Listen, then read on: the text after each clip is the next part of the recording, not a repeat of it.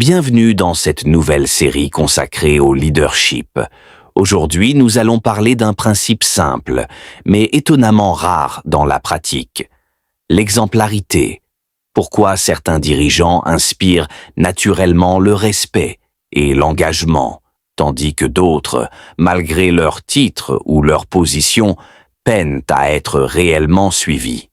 La réponse tient souvent en une seule idée. Ils font ce qu'ils disent. Installez-vous confortablement.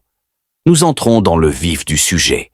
L'exemplarité n'est pas une qualité abstraite, réservée aux grands leaders ou aux figures exceptionnelles.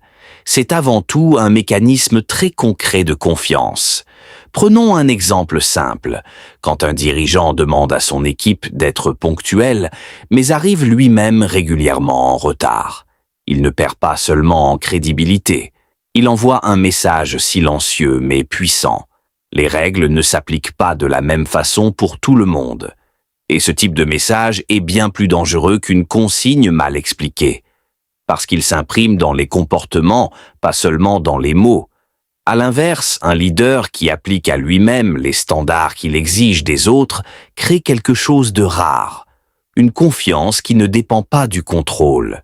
Une confiance qui s'installe naturellement.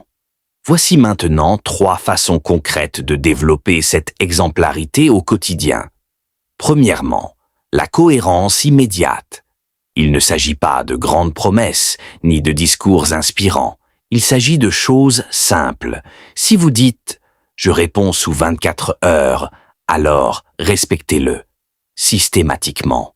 Ce sont les petites promesses tenues, répétées dans le temps, qui construisent la crédibilité, pas les grandes intentions. Deuxièmement, acceptez d'être visible dans vos erreurs.